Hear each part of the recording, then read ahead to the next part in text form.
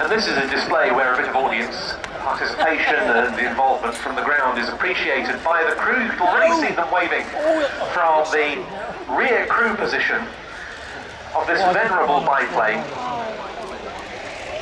But a venerable biplane that during the Second World War, despite its many serious limitations, proved on many occasions to pack a considerable punch.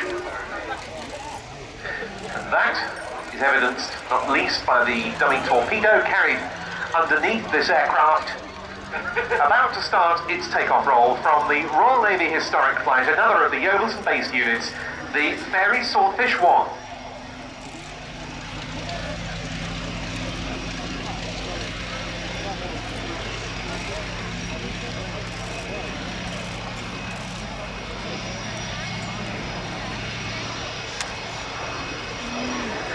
An aircraft that first flew in prototype form in 1934 and entered service in 1936. Now under the outbreak of war.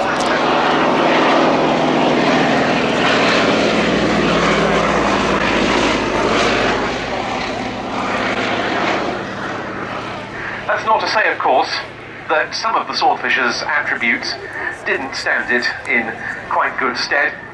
Indeed, it was so slow flying that some enemy guns found it difficult to offset their sighting on such a slow target. It also proved quite a difficult target for faster enemy fighters to come up against. And its sheer manoeuvrability, in particular its tight turning circle, also was in its favour.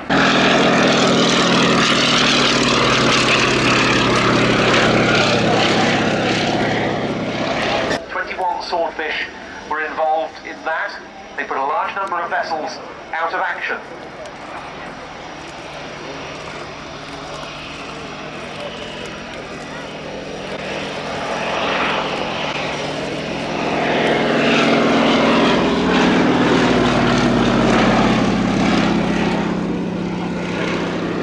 And in so doing, significantly degraded the capabilities of the whole of the Italian battle fleet. Then there was the chase after the German battleship Bismarck. The Swordfish put a torpedo through that feared vessel's steering gear, allowing the home fleet to carry out the final act with their gunfire.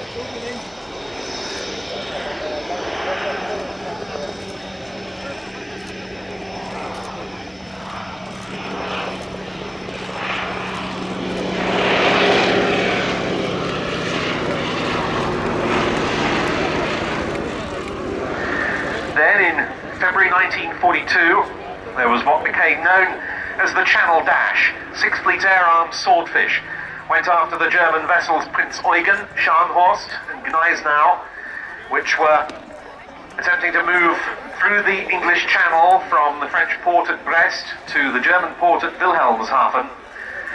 Those ships were very heavily defended. All 6 Swordfish involved were shot down, but their commanding officer, Lieutenant Commander Eugene Esmond, was posthumously awarded the Victoria Cross, one of 2 VCs presented to Fleet Air Arm aircrew during World War II for his gallantry.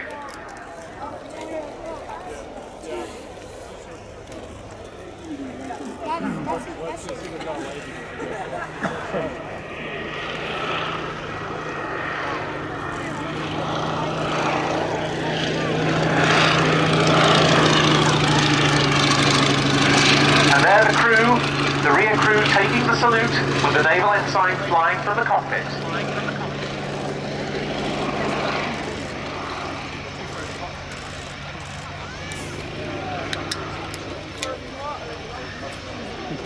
It was in protecting the vital supply convoys from such small decks.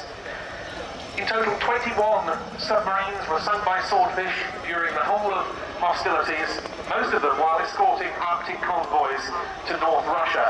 And Swordfish remarkably were responsible for, according to most accounts, sinking the highest tonnage of enemy shipping to be sunk by any Allied aircraft type. Most of them were built not by Fairey, the aircraft's initial manufacturer, but by Blackburn, and that goes for this one. Final pass from the Swordfish 1, and a final wave.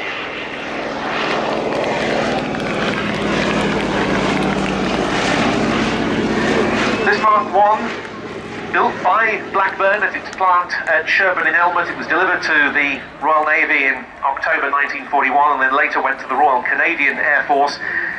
The aircraft's been on and off the display circuit in recent years. It's now, since 2015, been resplendent in the colour scheme of one of the Swordfish from 820 Squadron, which were responsible for making the attack on the Bismarck. And the aircraft was handled today by a crew headed by, as we saw in the Sea Fury earlier, the commanding officer of the Royal Navy Historic Flight, Lieutenant Commander Chris Gutka. And if ever there was a single type that's emblematic of the Fleet Air Arm's wartime history, the Swordfish is absolutely it. And to that end, the Fly Navy Heritage Trust raise funds on a regular basis. The Navy Wing stand can be found near the lineup of historic naval aircraft in the Static Park at Yeovilton. They've got the Sea Vixen, which will be under repair to return to airworthy condition. They've got the single-seat Sea Fury there, several other aeroplanes. Go and find out more from them, or visit the website www.navywings.org.uk.